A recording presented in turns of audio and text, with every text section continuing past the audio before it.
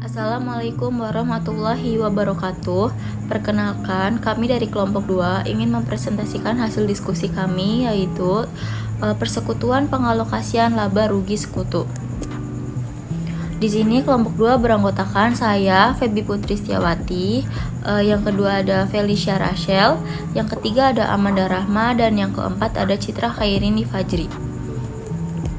Poin yang akan kami sampaikan di materi ini yaitu yang pertama ada pengantar persekutuan, yang kedua ada prinsip keadilan dalam pembagian laba, yang ketiga ada metode pengalokasian laba atau rugi sekutu, yang keempat ada ilustrasi pengalokasian laba, yang kelima ada laporan keuangan persekutuan, yang keenam yaitu kesimpulan.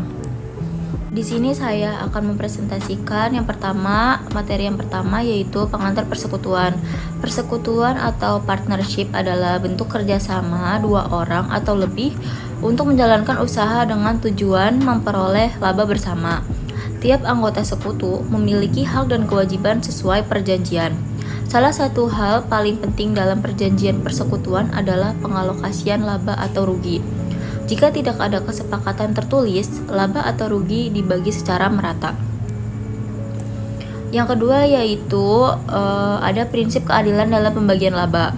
Pembagian laba tidak harus sama besar, tetapi adil berdasarkan kontribusi masing-masing sekutu. Faktor yang mempengaruhi keadilan yaitu yang pertama ada besarnya modal yang disetor, dan yang kedua ada waktu dan tenaga yang dicurahkan. Yang ketiga ada keahlian dan tanggung jawab. Dan faktor-faktor ini tujuannya yaitu agar tidak ada pihak yang merasa dirugikan. Halo semuanya, saya Amanda Rahma. Saya bantu jelasin mengenai metode pengalokasian laba rugi sekutu. Nah, terdapat beberapa cara yang bisa digunakan persekutuan untuk membagikan laba rugi, yaitu yang pertama, pembagian sama besar. Semua sekutu menerima bagian laba yang sama tanpa memperhatikan modal atau kontribusinya. Umumnya digunakan bila tidak ada perjanjian khusus.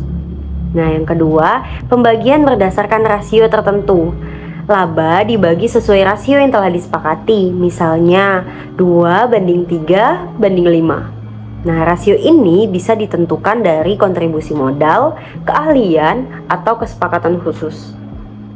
Selanjutnya yang ketiga yaitu pembagian berdasarkan modal.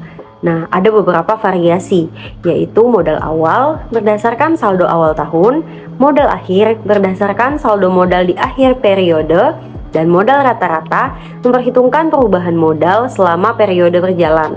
Nah, ini digunakan jika terjadi penambahan atau penarikan modal selama tahun berjalan.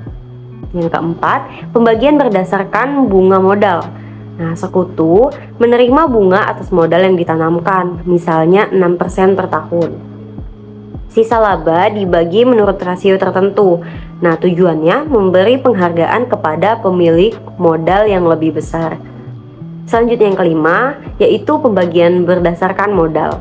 Nah, ini merupakan kombinasi berbagai metode sebelumnya, misalnya bunga atas modal, gaji sekutu, bonus berdasarkan laba, sisa laba dibagi berdasarkan rasio tertentu.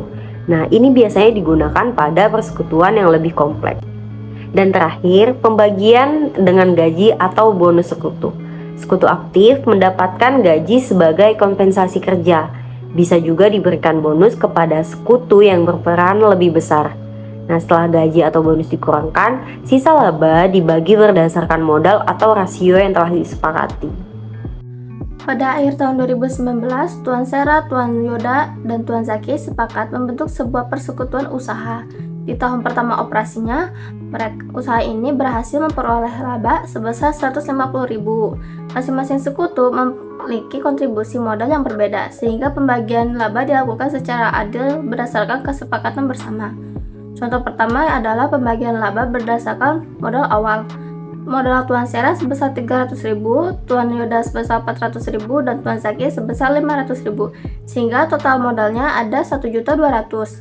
Laba 150.000 dibagi menggunakan rasio 3:4:5, sehingga Tuan Sera memperoleh 37.500, Tuan Yoda 50.000, dan Tuan Zaki 62.500.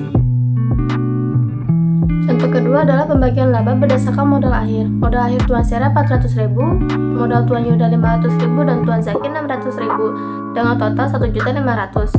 Maka laba dibagi dengan rasio 4:5:6 sehingga hasilnya Tuan Sera sebesar 40.000, Tuan Yoda 50.000 dan Tuan Zaki 60.000.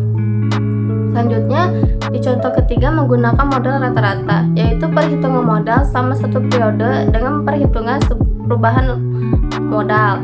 Dari hasil perhitungan, laba yang diterima Tuan Sera yaitu Rp33.750.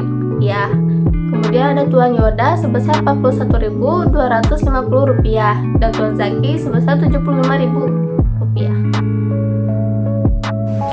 Pada contoh keempat, pembagian laba dilakukan berdasarkan bunga modal sebesar 6% per tahun. Tuan Sera memperoleh bunga Rp22.000, Tuan Yoda sebesar Rp27.500 dan Tuan Zaki sebesar Rp50.000.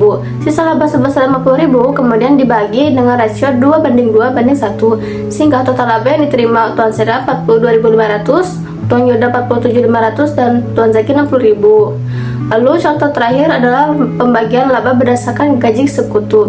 Gaji Tuan Sera sebesar Rp2.750 per bulan, sementara Tuan Yoda Rp2.500 dan Tuan Zaki sebesar Rp2.250. Gaji tahunan masing-masing adalah Rp33.000, Rp30.000 dan Rp27.000.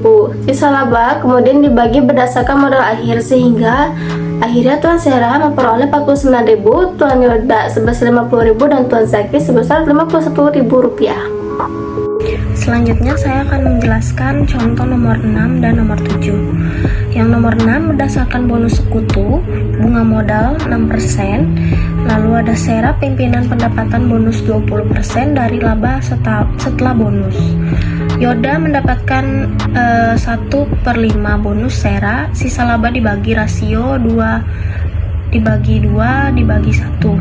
Hasilnya Sera 55.500, Yoda 40.500, Zaki 54.000.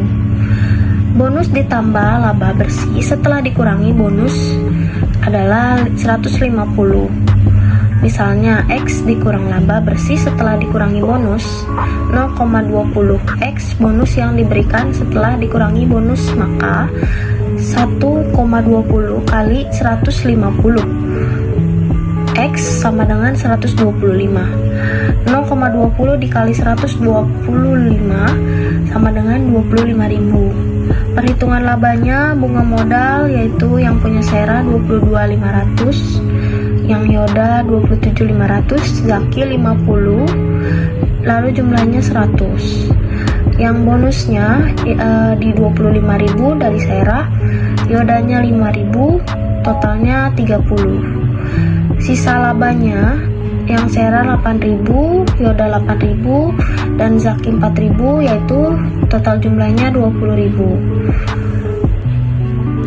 Lalu ada perhitungan bunga atas saldo modal, maka jumlah jurnalnya ikhtisar laba rugi 150, modal Sera 55.500, modal Yoda 40.500, modal Zaki 54. Lalu ada contoh nomor 7, alokasi bertahap bunga 15%, modal rata-rata gaji X 2 juta, Y 5 juta, bonus 10% untuk Y jika laba di atas 5 juta.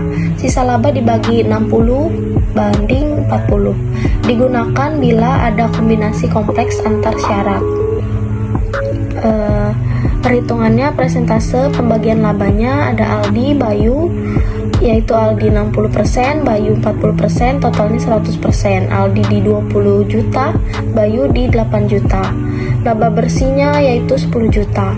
Langkah pertama, bunga atas rata-rata modal 3 juta ditambah yang punya Bayu 1.200.000, yaitu totalnya 4.200.000. Sisa setelah langkah pertama yaitu 5 juta. Langkah kedua, gaji 2 juta yang punya Aldi, ada juga yang punya Bayu 5 juta, totalnya 7 juta. Setelah langkah kedua, hasilnya 1.200.000. Langkah ketiga, bonus yang punya Bayu itu 500, Setelah langkah ketiganya jadi 1.700.000. Lalu langkah keempatnya, alokasi 60 dibagi 40 itu yang Aldi 1.020.000 ditambah 600, lalu totalnya 1.700.000. Totalnya yang Aldi 3.900.000, lalu yang Bayu 6.020.000. Next, yaitu laporan laba rugi. Menunjukkan hasil usaha selama periode tertentu, laba bersih dibagi kepada para sekutu sesuai kesepakatan. Contohnya penjualan 1 juta, HPP 600, laba kotor 400, beban 200, laba bersih 200, dibagi ke Mr.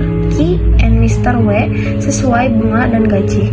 Laporan perubahan modal menunjukkan perubahan saldo modal masing-masing sekutu, pengaruh transaksi modal, laba atau rugi, dan price. Laporan posisi keuangan atau neraca disusun dengan lengkap kepemilikan properties konsep. Setiap sekutu memiliki akun modal tersendiri, total aktiva dibagi total wajib ditambah total modal sekutu.